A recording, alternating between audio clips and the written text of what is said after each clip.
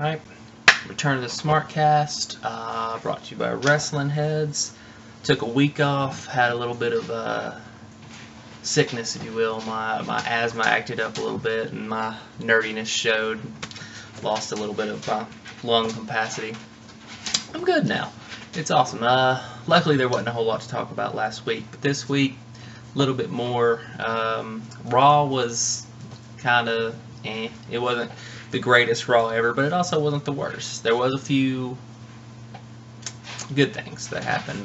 Furthering of storylines, making matches official, stuff like that. But to start it off, I'll go with what I thought was the single best thing about Raw, which was the Bray Wyatt promo where The Undertaker finally accepted.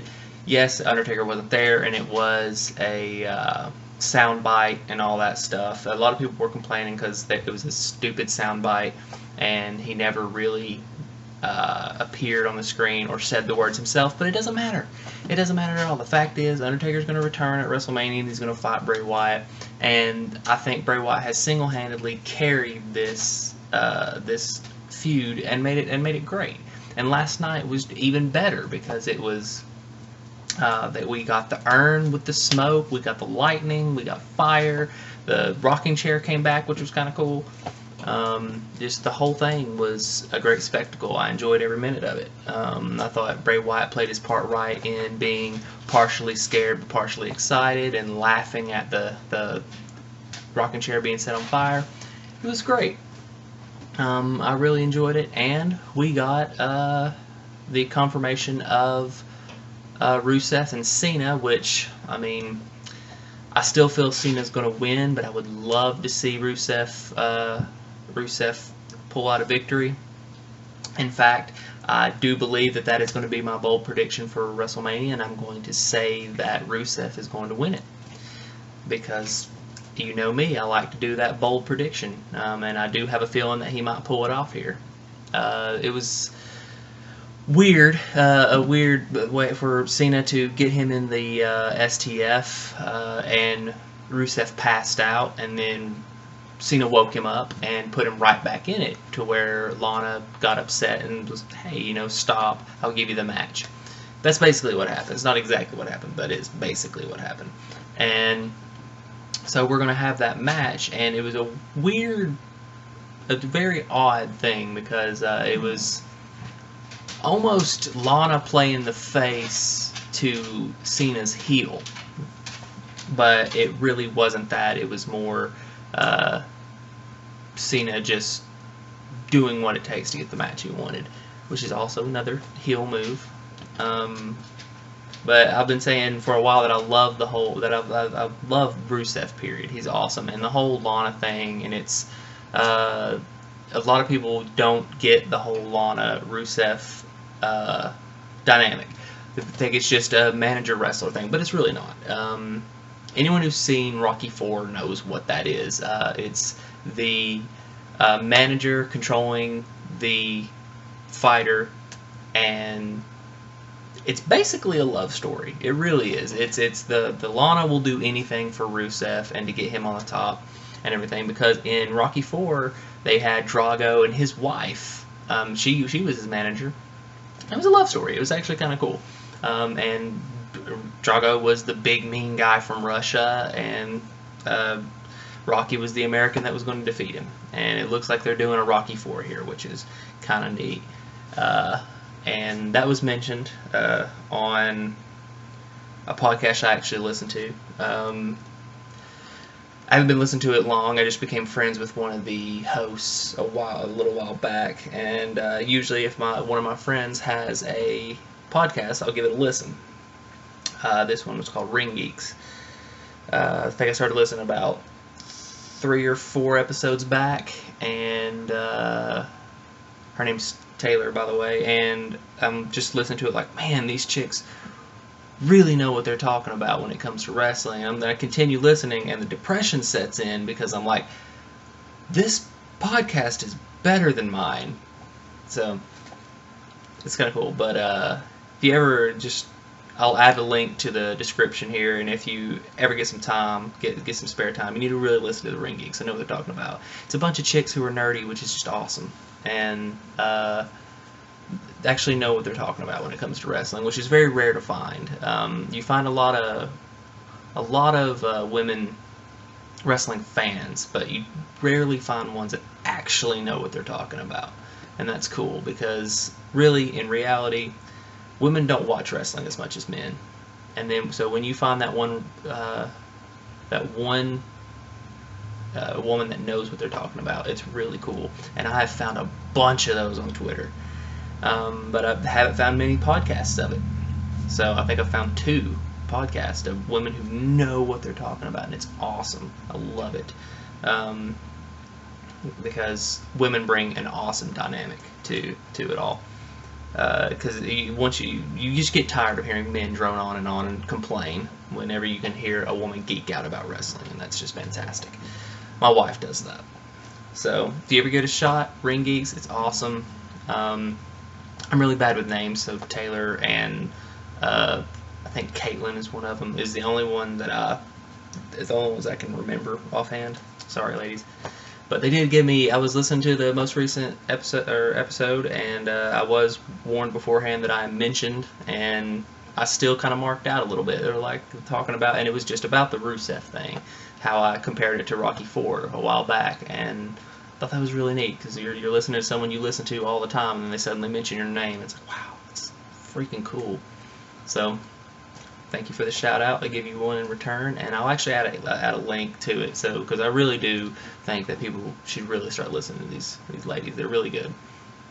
But moving on to we finally got Orton and Rollins.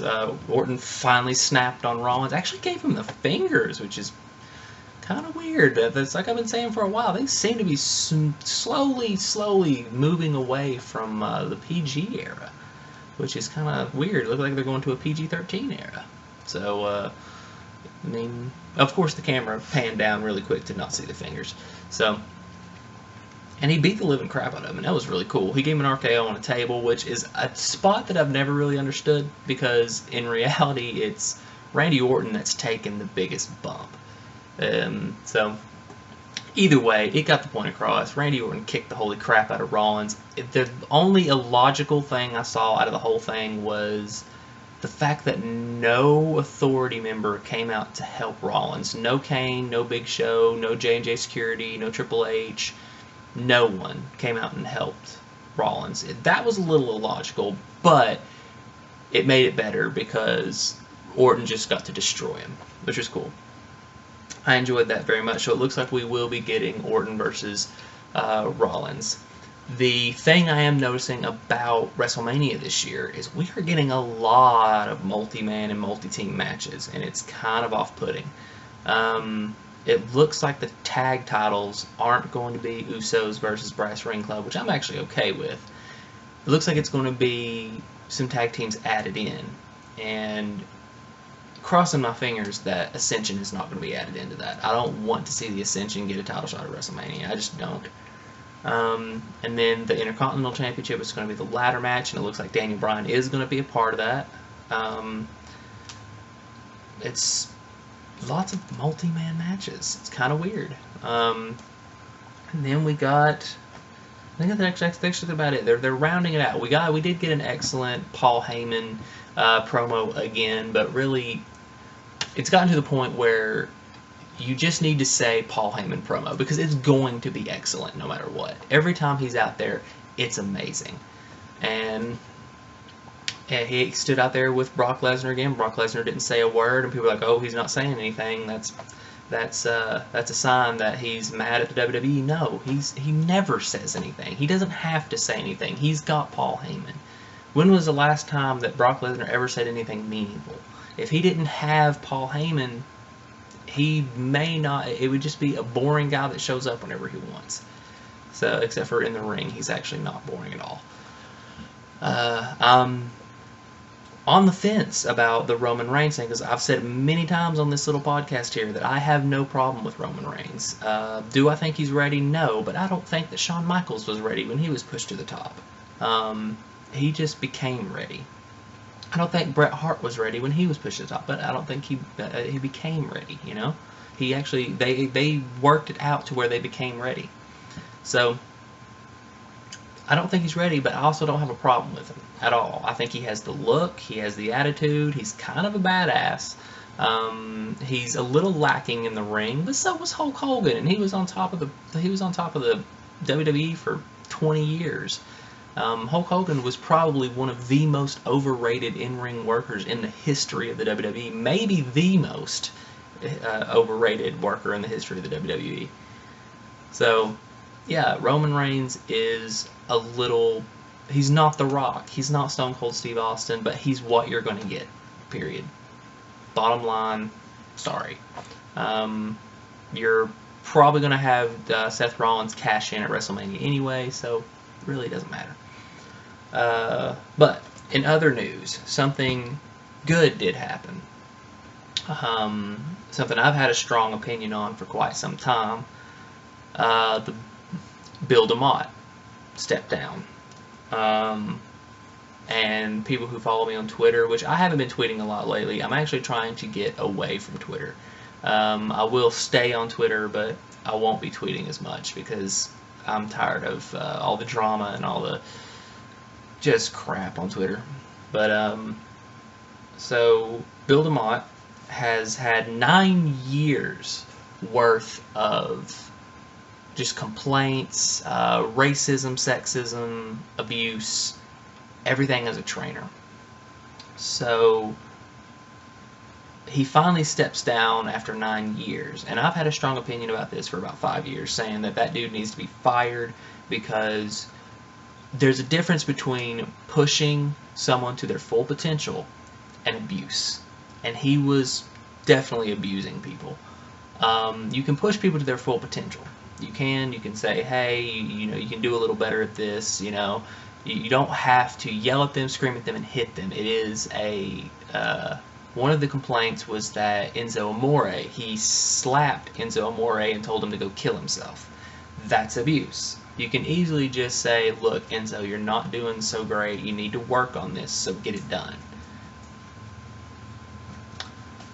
Instead, he's abusive, and now he has stepped down, and his little step down speech was garbage. It was, all of these allegations aren't true, but I don't want to further embarrass the company, so I'm leaving. And it's like, dude, you just admitted guilt by stepping down. But I don't care, because Jason Albert took over, or Prince Albert, or Tensai.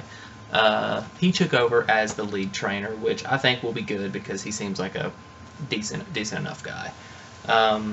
There is one more person left, or actually no, he's not left anymore, but there was one other person who used to get the allegations like that, and that's Michael Hayes. I think he's still in there, but the allegations to him were mostly sexism. And it's a lot like, I did make I actually made a joke on Twitter, where I got absolutely flamed on Twitter. It's like, man, I got attacked. I just made a simple joke. All I said was Bill DeMott, Michael Jackson, and Bill Cosby walk into a bar. There were several witnesses, but people still think it didn't happen. And people just attacked me. And I was like, what? It was a simple joke. It's like, that's not something you should joke about. Dude, apparently you don't know me, because I joke about everything. I'm at funerals joking. It's how I deal with stuff. I'm actually very humorous. See how I did that? It's a roundabout because Bill DeMott played Hugh. Never mind. But it wasn't even about Bill DeMott that I got flamed, really. It was the Michael Jackson and the Bill Cosby that I got flamed for, because Bill Cosby, even though there's been more than 20 women coming out saying what he did, people still don't believe it. And Michael Jackson, there's only been about 3, but still. It was just a joke, people. I listen to Michael Jackson's music, so yeah. Anyway, other than that, I'm trying to think of more news that has happened in the WWE, which Not much. I mean, this road to WrestleMania has not had a whole lot of build-up. I'm still looking forward to WrestleMania. And some of the wrestling heads are going to be there. I think Skits and Oscar are going to be there, which is pretty neat. Last week I wanted to cover the Ring of Honor pay-per-view, but I'll just skip it because it's been 2 weeks. But WWE is just... I'm going to say that they have been improving. The Raws have been improving. In fact, the last week's Raw, not the one that happened last night, but last week's Raw was actually really, really good. I really enjoyed it. There were still people complaining and stuff like that, but those people just need to quit watching WWE if they're just going to do nothing but complain about it. And I thought it was excellent. This week was kind of boring with a few good spots left in there, but after this, we have 2 weeks till WrestleMania, and it's usually those 2 Raws that are really stellar and just stand out. So,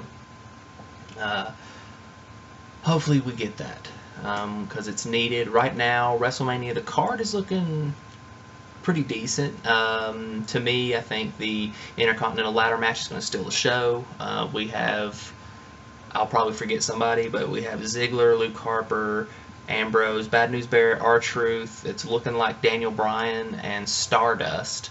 I'm sure Goldust will be thrown in there, because to not have a Stardust Goldust program in some way, shape, or form is going to be odd. It's almost like they completely just shut down that feud. And yes, Stardust did beat Goldust and all that, but they really need to have a blow-off there, which they may have to wait till after Mania, because Mania has I think like 9 matches in it now, which is insanity.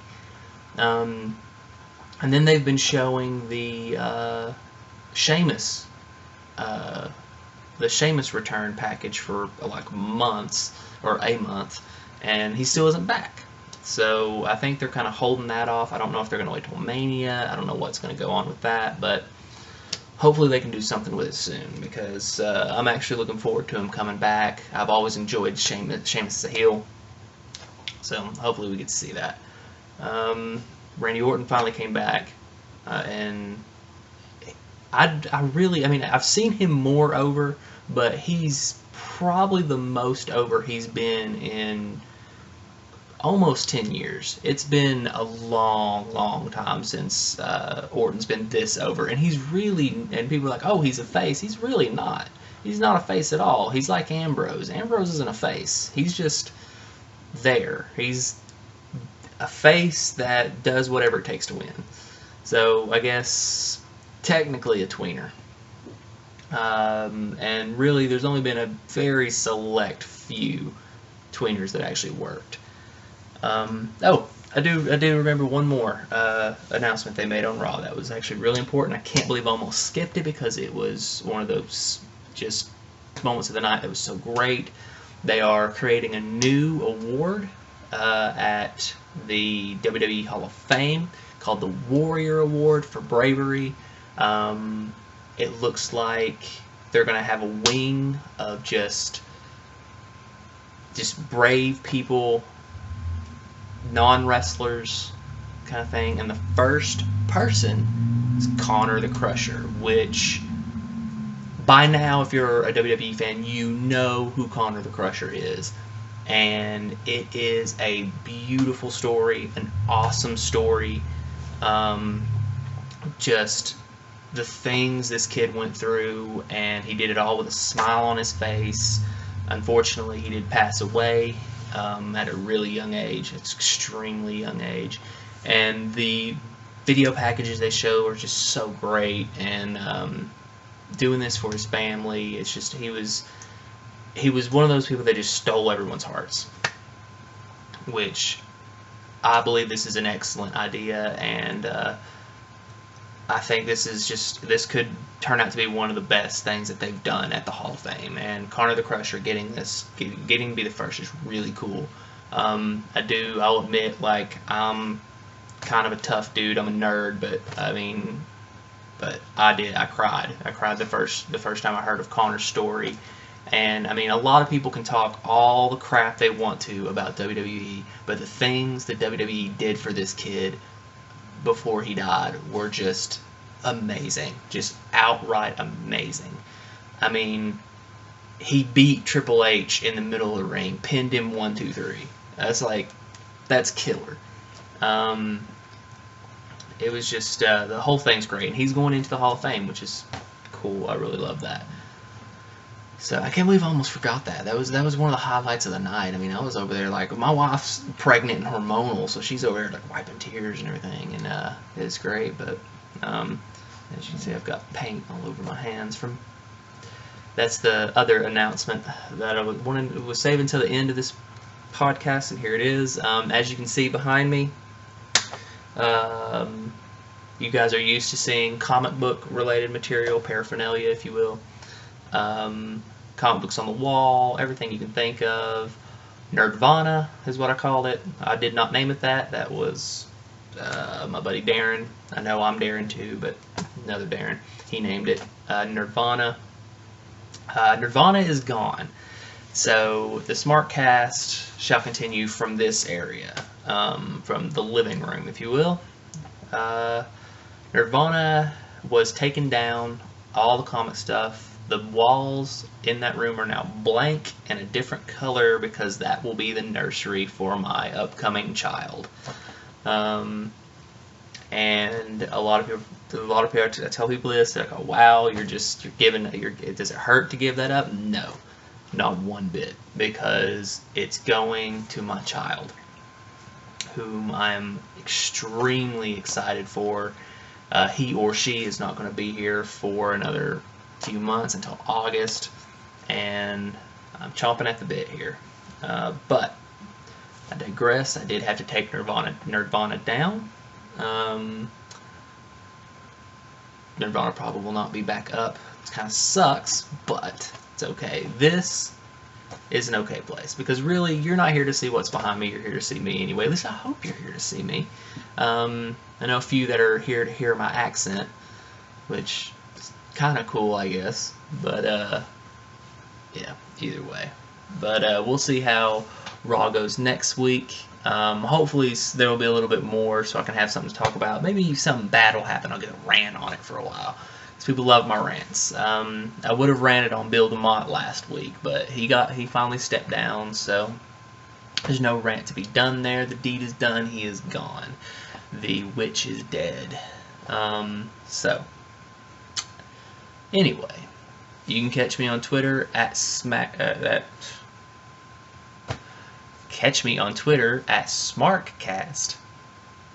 and you can email me some questions. I haven't been getting many of those lately. I think people think I've quit doing this because I'm not on Twitter as much anymore, but that's okay. That's smarkcast@gmail.com.